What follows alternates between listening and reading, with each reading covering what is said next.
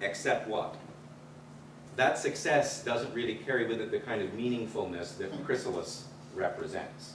There's a depth of understanding, there's a pride of purpose, there's a centrality of one's existence at Chrysalis where students and teachers are able to develop the most amazing things. Richard, if I put him on the table now, he would dance with 1,000 stories of what students have been doing and how it turned out and what happened, whether it has to do with plates from ancient Bibles to purple walls to whoever's doing what in the school. Those projects become educative experiences when and only when they lead to future interaction and growth and meaning making. Doing a project and calling it a science fair project that's done is not an educative experience.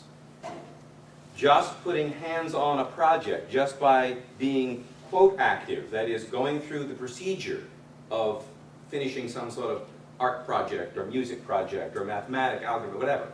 Those sort of procedural approaches are not the same thing. Those hands-on notions are actually a diversion from what Dewey and experiential education is all about. It's not that simple, by the way. I can do the project. I can give you the 17 steps right now in how to do a particular project. And you can do it, and we can all sit back and feel very good about ourselves. But what you've only done, has been, you've only been successful at following my directions. I'm going to try a little experiment. Those who have paper in front of you, if you don't have it, don't worry. But if you have paper in front of you, take out a piece of paper. Write your name on the piece of paper. Write it in the upper right-hand corner. Then write the following.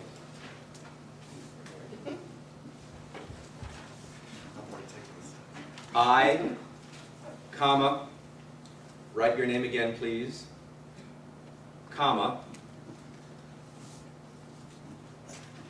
am oppressed. Period. If I were not oppressed, next sentence,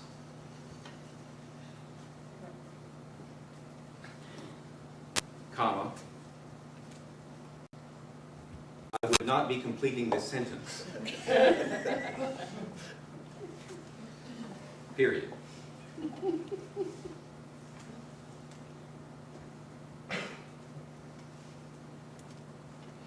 Honestly, who put the period at the end of that sentence?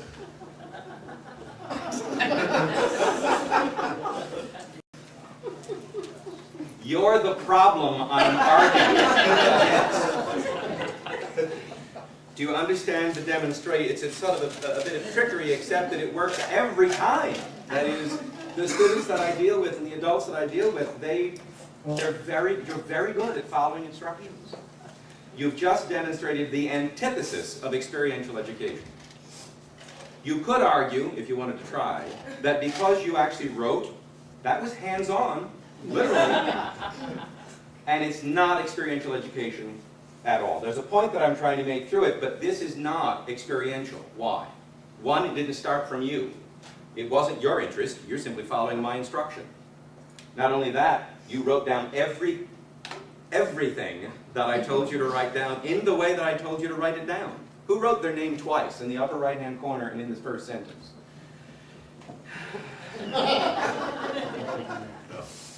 Do you get it? Experiential education is more than hands-on. It is about starting with where students are, and that can be all over the map, by the way. But what you can't do in experiential education is presume that the students don't have any experiences at all. As a matter of fact, students come into the classroom with lots of experiences. The goal is not for me to establish a classroom management technique so that I can get you in the order that I want you to be in. My goal in experiential education is to understand who you are. And who you are is informed, at least in part, by the experiences that you bring to the classroom. You don't walk to the front door of Chrysalis with your suitcase full of experiences, set them down, and walk inside the building. You bring those experiences with you, and I can't know who you are. The teachers here cannot know who the students are unless they find out who the student is through their experiences. Why is the experience so important? Because if the child has already had experiences, you already have the building blocks for future learning.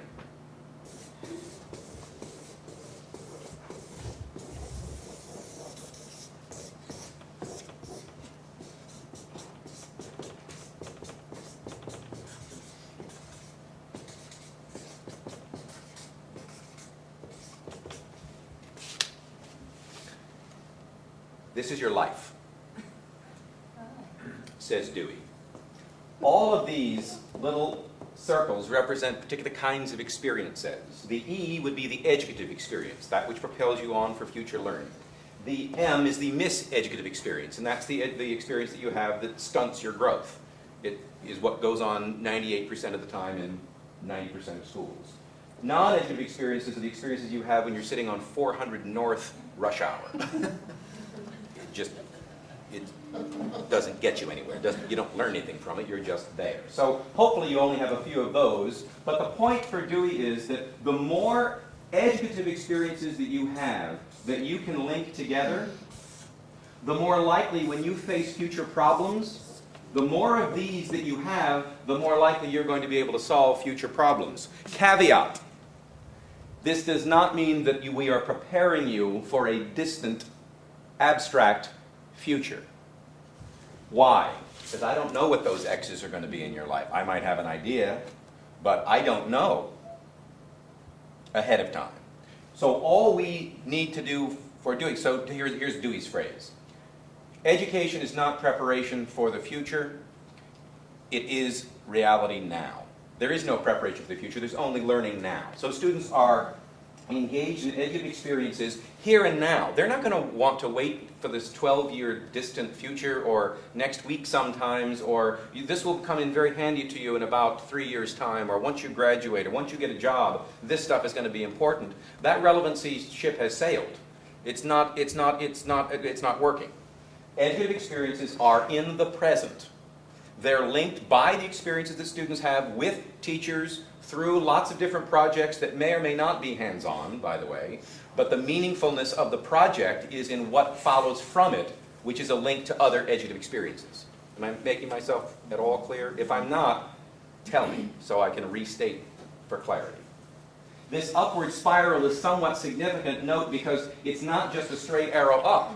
There are times at which you actually cycle back down, you make some mistakes or things aren't going quite right, and so you've got to circle back and get it correct, and you come back and through, and then those future problems that you're going to face that we don't know what they are, they're there. But again, the more educative experiences that you have, the more likely those future problems are going to be able to be taken care of. Two important distinctions. You should never have allowed me to use the board. I'm going to keep Habit 1 and Habit 2. Very important concept, linked to the rest of this as well. Habit 1s are what you did this morning, what your routine is when you get up.